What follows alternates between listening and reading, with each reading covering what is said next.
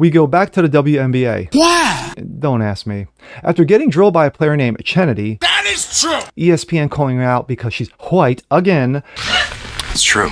and Pat McAfee calling her a white bitch, That is also true. it's been a hell of a week for Caitlin Clark. Ooh. And it's only Tuesday. I'm Jazz Berganzo on this. Does anybody not want to watch this damn women's league? It's a no for me, dog. But it's what's next.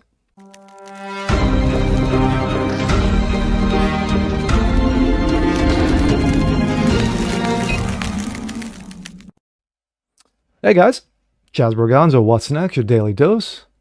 How you guys feel? It's a Tuesday? No. We go back to the WNBA. Again, like I said in my intro, why? I don't know sometimes. But we all know. One, Caitlin Clark of the Indiana Fever. #1 draft pick. Superstar. Iowa legend. Came into the league with in a fireball and a fury. Of course, in a league that no one watched until she got drafted. They just didn't. Go back a year. WNBA, they're like, yeah, it's the women's league. You know, it's full of Lebaneses. You know, it's subsidized by the men's league. No one cares. They were barely getting eyeballs for the last 4 or 5 years. But now here comes Caitlin Clark. Everybody's got eyeballs on her, and they're attacking her. What? What are you talking about? Well, she gets drilled by one player named Kennedy. No one even heard of her name until that happened. Then ESPN calls her out again because she's white. And then, of course, to finish it off, Pat McAfee calls her a white bitch in defense of her during a mock trial and then throws out a weak-ass apology. Well, and it's only Tuesday. And here we go. This comes out of Outkick. ESPN's rocky day of Caitlin Clark coverage started with a heat exchange on First Take. But before that, let's go to a little bit of what they call the genesis. And one, Kennedy, Draymond Green. Kennedy Carter now with 12 points off the bench. An obvious shoulder block knocks her down. An obvious foul. Big time contact afterwards. So the WNBA is upgrading Chicago Sky guard Kennedy Carter's foul against Caitlin Clark after she knocked Clark to the ground. But league officials have had enough. Indiana Fever's GM Lynn Dunn posting, quote, "There's a difference between tough defense and unnecessary targeting action. It needs to stop." And there you go. Nothing has been done. Gee, shocker. Excuse me. Okay, what's that? You guys didn't get your fill of Caitlin Clark news for today? Well, you're in luck because we have any more for you on Monday evening. Well, of course, this was yesterday. You're welcome.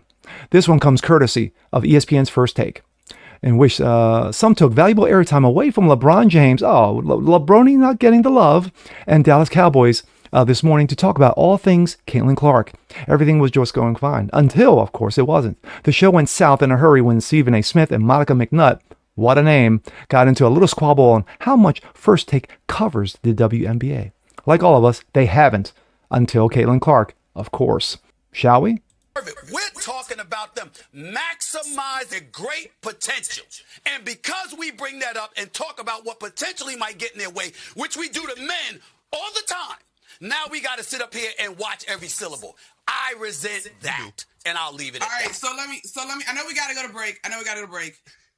Welcome to the world of being a woman, Stephen A. And how you have to dance about your word choice and you have to Host Monica, she's just like anybody as you navigate your being. We are talking about the world's greatest. How about being a black man?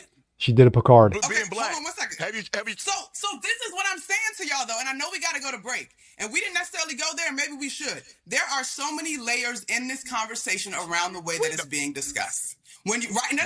And yes, Shannon, I know y'all are gonna say and Stephen A, I know you're gonna you just and shared you know that Shannon Sharp is not going to get a word in edgewise. You no, guys it's may not. not have said everybody, but the prevailing sentiment for folks that are just joining the WNBA and following women's sports is unfair to the women of this league, to your point, who have laid the groundwork for Caitlin Clark to come in and now take it to And the there next it level. is. That's all I'm saying in these conversations. Kennedy Carter's We'll talk about that. behavior is not indicative of the entire league. We are still talking about competition where you are allowed to get a little extra elbow in if you are competing and you do it within the parameters of the game. The game is physical. Caitlin is helping to grow the league. These women understand that, but she cannot be babied as a rookie. That's all I'm at. All right. Who's saying that? Whoever said that? Who talks about women's sports more than First Take? Stephen A., respectfully, with your platform, you could have been doing this 3 years ago if you wanted to. Wow. Kind of, all you heard was silence. Coverage. You want to talk about checking all boxes? First Take crushed it this morning. How about being a black man? What a little twist, Took, huh? How about poor Molly, who looks like, frankly, did I say Monica? I think I might have said Molly. I apologize. Like I do at this point with all Caitlin Clark stuff, defeated, just defeated. She wanted nothing to do with any of it. Couldn't cut to a break quick enough. Is there a bottle of vodka under that desk? Grab it. Lord knows I would. Look, it's June 3 on the sports calendar. And let's be real here for a second. We've got nothing to talk about. ESPN doesn't care about baseball despite being the network of College World Series, so that's out the window. So this is what you get. Monica McNutt getting pissed by Stephen A. Smith for not talking about the WNBA 3 years ago, which is funny, and Molly and Shannon just holding on for dear life. That's what it reminds me of a scene from Back to the Future where Marty jams out the enchantment under the sea dance and then realizes at the end he was playing a song from 30 years in the future. That society right now is the WNBA. No, we're not ready for this full-time WNBA talk. We've proven that over the course of the 2 weeks. We've dabbled in it. Things got heated. And now Monica McNutt is taking shots at Stephen A. on his own show, and Pat McAfee is throwing around the B word just a few hours later. We'll talk about that. Hell of a day at the worldwide woke leader. Chin up, Bristol. Training camp is next month. And speaking of Pat McAfee, we go to Breitbart. Pat McAfee calls Caitlin Clark a white bitch during an on-air ESPN segment and then apologizes. ESPN personality and nutjob Pat McAfee referred to Caitlin Clark as a white bitch during the on-air segment in which he was trying to attempt to defend her, blast her critics for saying her success was due to her being white. After talking about how the rivalry between Caitlin Clark and Angel Reese has now entered the pro ranks, and addressing the brutal hard foul that Chicago Sky's Kennedy Carter, again, nobody ever heard of her name until just now, McAfee then started talking about the perception that WNBA's sudden surge in popularity is due to the current class of rookies. Big news this weekend happened at a game that I was actually at, boots on the ground. Indiana Fever taking on Chicago Sky. Oh, yeah. This is an entire class. This rookie class is the reason why this is happening. It's the next generation. Well, that's fun. Let's play a nice little game called Guess Which WNBA Rookie. Yeah. Welcome to a I'm game playing show the here segment. at Thunderdome. This is going to be fun. I'm going to cut it down, though, but we're going to just hear the meat and potatoes of Guess this. which And here comes the meat and potatoes. I would like the media people that continue to say, this rookie class, this rookie class, this rookie class. Nah, just call it for what it is. There's one white bitch for the Indiana team who is a superstar. And now, Pat McAfee's apology he posted on X. I shouldn't have used white bitch as a descriptor of Caitlin Clark, no matter the context, even if we're talking about race being the reason for some of the stuff happening. I have way too much respect for her and women to put her in that universe.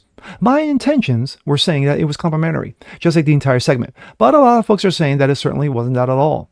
That's 100% on me, and for that I apologize, and I've sent an apology to Caitlin as well. Everything I said, else, all facts. And take that as you will. My thoughts. I'm going to edit this down a bit because this video is going on a little bit longer than I would normally like. But at the end of the day, guilty, guilty, guilty. That's my judgment. Y'all guilty. All of you. The fact of the matter is that no one was watching the WNBA up until 5 minutes ago. Why? Because of Caitlin Clark. Flat out because of Caitlin Clark. You know? Has nothing to do with her being white. Has nothing to do with her being straight. The fact of the matter is that she's got flat out skills. Period. End of story. But no. What is the ESPN woke and other knuckle draggers from Fox News Sports and others are going to be talking about? Well, Angel Reese, she's black. Kennedy Carter, she's black. Caitlin Clark, she's white. That's the problem. That's the problem. The reason we need to make sure, because where was all this coverage 2 or 3 years ago, Stephen A? One, Monica McNutt. Her name fits her well. But where was the coverage? Do we have to go back into the archives? Do we have to go back into, videotapes? Videotapes of Stephen A talk about the WNBA 2-3 years ago? You may find a crumb or two, but more than likely, not, because no one cared. No one gave two fucks about the WNBA up until this year.